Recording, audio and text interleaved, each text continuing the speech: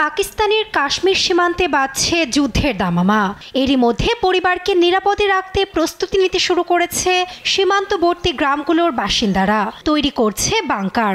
এমনই একজন বাসিন্দা রাওয়ালপিন্ডি শহরে এয়ার কন্ডিশনিং টেকনিশিয়ান হিসেবে কর্মরত 22 বছর বয়সী ফয়জান আনায়াত। শুধু ফয়জানই নয়, নিজ শহর চাকুঠিতে আরও অনেকেই ব্যস্ত সময় পার করছেন নিরাপদ আশ্রয় তৈরিতে।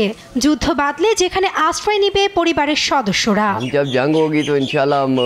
যখন যুদ্ধ হয় তখন আমাদের তৈরি এই বাংকারগুলি আমাদের পরিবারকে রক্ষা করে।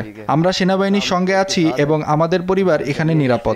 টিনের এই ঘরগুলি গোলাগুলির সময় আমাদের রক্ষা করতে পারবে না। এই বাংকারগুলিতে আমরা গোলাগুলি থেকে নিরাপদে থাকতে পারবো। রয়টার্সের ফুটেজে দেখা যায় স্থানীয়দের বাড়ির পাশেই আছে কংক্রিটের তৈরি এসব বাংকার, যার দেয়াল ভেদ করতে পারবে না ভারতের ছোড়া বিশালাকৃতির মর্টারও। আমাদের কিছু নিরাপদ আশ্রয়ের প্রয়োজন। সন্তানদের রক্ষা করতে বাংকার প্রস্তুত হচ্ছে।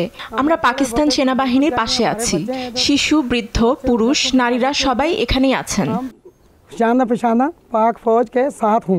এর আগেও কাশ্মীরকে কেন্দ্র করে ভারত ও পাকিস্তানের মধ্যে দুটি যুদ্ধ হয়। সীমান্ত সংঘর্ষেও বেশ কয়েকবার জড়িয়েছে দেশ দুটির সেনাবাহিনী। ফলে যুদ্ধ দেখে এক প্রকার অভ্যস্ত অঞ্চলটির জনগণ। তবুও দুই দেশের সামরিক উত্তেজনা ঘিরে আতঙ্কে দিন কাটছে গ্রামবাসীর। তবে দেশের স্বার্থে মনোবলের কমতি নেই স্থানীয়দের। ভারতের ভয়ে নিজ ভূমি থেকে পিছপা হতে রাজি না পাকিস্তান শাসিত কাশ্মীরের বাসিন্দারা। আমরা নিজ থেকে যুদ্ধ শুরু করব না। যদি ভারত সংঘাতে জড়ায় তাহলে আমরা কঠোর প্রতিক্রিয়া দেখাবো। আমরা পাকিস্তানের ভূমিতে কোনো ক্ষতি হতে দিব না। ভারত শাসিত কাশ্মীরের পেহেলগামে 26 জন পর্যটকের হত্যাকাণ্ড ঘিরে গেল কিছুদিন ধরে উত্তপ্ত পাক ভারত সীমান্ত। ক্রমেই বাড়ছে দুই দেশের মধ্যে যুদ্ধের আশঙ্কা।